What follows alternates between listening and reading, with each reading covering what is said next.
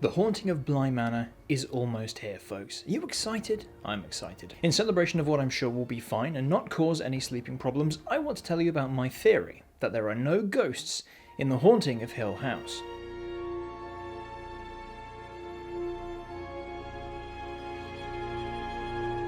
The Haunting of Hill House follows the Crane family as they cope with the loss,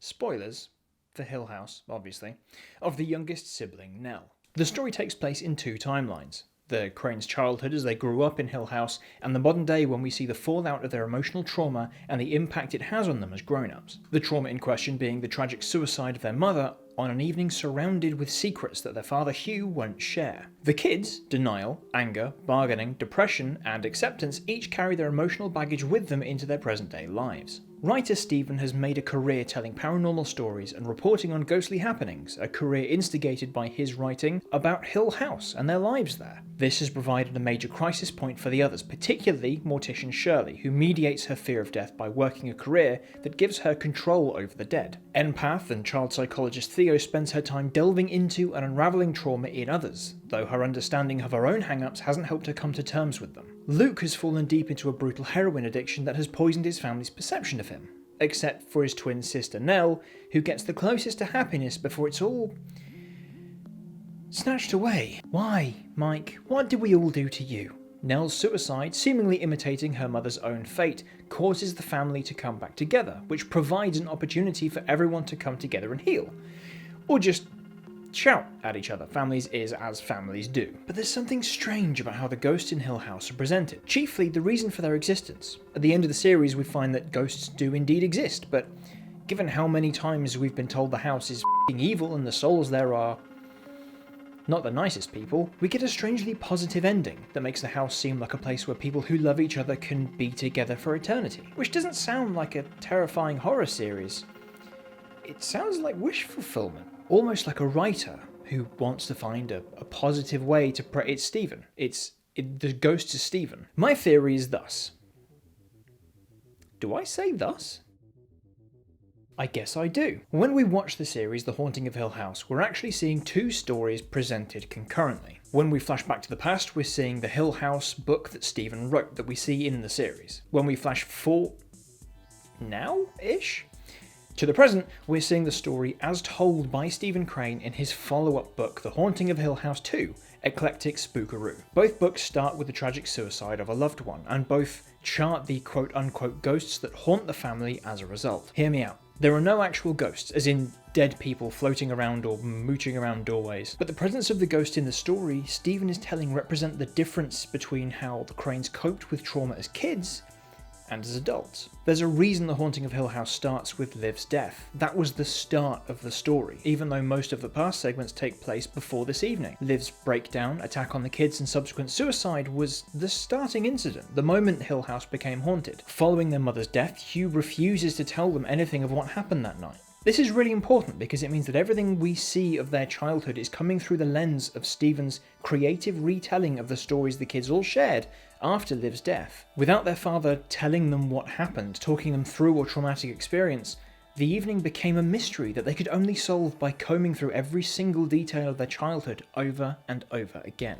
Imagine what that must have been like. 5 kids recounting everything they remember, weird conversations, a scary hornet's nest, an imaginary friend, black mold, all things to be expected when a family is flipping a really old house, but now amplified with the importance of being a possible clue in their mother's fate and metabolized into an evil entity. The kids put together the pieces of their childhoods and then Stephen works them into a narrative that ultimately makes sense of the terrible things that happened in their childhood.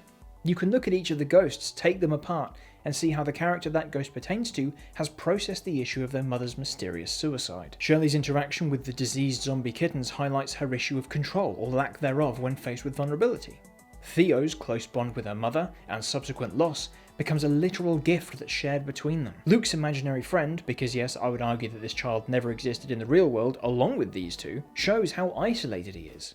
even with his connection to Nell. And Nell's bent neck lady was a childhood nightmare that took the form of not necessarily a hanging woman, but a woman who had her neck broken. It's not because her own time-travelling suicide, how is that not the weirdest sentence I said today, but because as a very young child, during this period of trying to figure out what happened, she happened upon an image or a description of what happened to her mum. Retrospectively, these aspects become the individual puzzle pieces in their collective trauma, and these metastasize into ghosts, which Stephen immortalizes in his book. And as for Stephen, he's haunted by the image he had of his father, the hard-working and caring man who, in spite of his continuous graft, fell victim to a delusional, mentally ill state following Liv's death. It goes without saying that the experiences we see Liv go through in the past are likely almost entirely fictionalized by Stephen, given how little detail he had. So, following this, once everyone has started to get on with their lives as best they can, Stephen Crane writes a book. The book we see as the past segments of The Haunting of Hill House. Then Nell commits suicide, and it triggers the same response, a coming together and a joint investigation of their experiences thus far. But this time,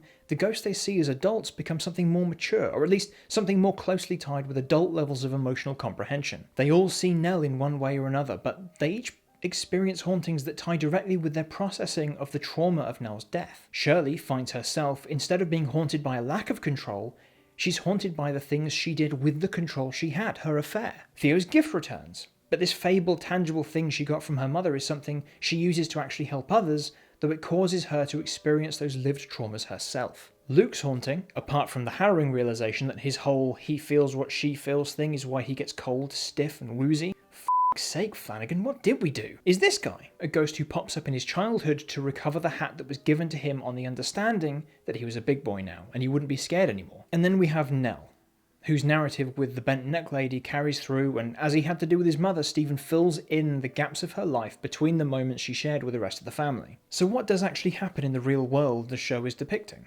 Well, the family is under immense stress because of the continued structural problems with Hill House. This reaches its apex when the unwell Olivia Crane kills herself after trying to poison her two youngest kids. The family flees, but Hugh refuses to tell anyone what the happened. So the kids in the years afterwards, they are no longer living with Hugh, spend their time combing through every single detail they remember. More specific from the older kids, but vague and more primal from the younger kids. They grow up.